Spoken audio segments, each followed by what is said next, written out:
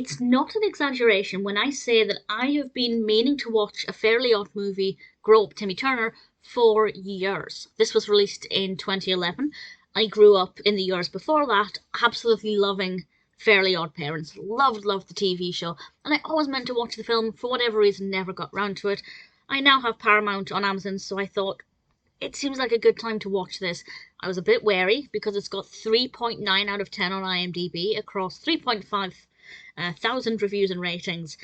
But honestly, having watched it, in fact, no, I'm not even ashamed to admit this. I quite liked it. I'm not going to say it's a stellar film. I'm not going to say it's the best film I've ever seen. But actually, it's got so much going for it. The CGI is very good. The colour palette in this film is stunning. It is visually absolutely gorgeous. And yeah, I feel like the final third of it kind of dragged a bit, but I definitely didn't think it was worth 3.9 out of 10. I'd give it a solid 6, I think. This is directed by Savage Steve Holland, written by Scott Fellows, based on the series and characters by Butch Hartman, and we have Drake Bell as Timmy Turner. We also have Daniella Monet as Tootie. Cosmo and Wanda are voiced by Jason Alexander and Cheryl Hines. And the setup is pretty simple. Timmy is 23, it starts on the morning of his 23rd birthday, and we learn that he still has his fairy godparents. He hasn't grown out of them. He hasn't really grown up at all, to the extent where he still goes to school. I know, I don't exactly know how he gets away with it. You do have to suspend disbelief quite a bit, but various individuals, namely Jorgen, fantastically played by Mark Gibbon. I thought his performance was brilliant. Jorgen is trying to get him to give up his fairy godparents, and there are various ways that he can do this, such as moving out of his house. And the main way, that is the focus of this film, is falling in love. If he falls in love, he will relinquish his godparents, and obviously Tootie is immediately, very obviously, the main love interest. Will he ever fall in love with her and give up his godparents?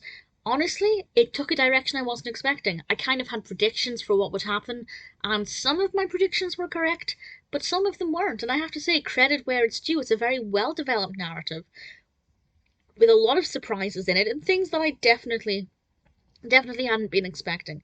So, I actually didn't mind it, and I found it relatively engaging. There are also some lovely messages in this about wishing for things for other people. Tootie is the main driving force behind that, but Timmy also learns, having obviously grown up making wishes for himself, that actually there's so much more to be had for making wishes for the benefit of other people, which is, it's not completely in your face, but it does kind of sum up one of the main messages. And I won't say what happened with Cosmo and Wanda, but again, I wasn't expecting that outcome, so I actually found it to be relatively engaging. It's not the most gripping, compelling, fascinating film I've ever seen, but if you grew up, like I did, watching Fairly Odd Parents, this is actually a really fun way of revisiting that nostalgia, but with a fresh narrative. And I think Drake Bell gave a great performance as a rather lovable, but immature 23-year-old. If you'd said to me who would play the live-action version of Timmy Turner, I don't think I would have thought of Drake Bell, because I guess I still think of Timmy Turner as a child, but the casting there is actually pretty spot on, and I think it works quite well. So I don't think it deserves 3.9 out of 10. I don't think it's the best film in the world. It's also very short. It's less than an hour, so it is technically long enough to be a feature film, but it is quite brief. But it packs a lot in. It does. It packs a lot into a short space of time, and I think it does it quite well. It may not be the best film I've seen this year, but regardless, it was actually pretty enjoyable, and one that I'd say, if you're a fan of Fairly Odd Parents, or if you grew up watching the show, it might be worth watching.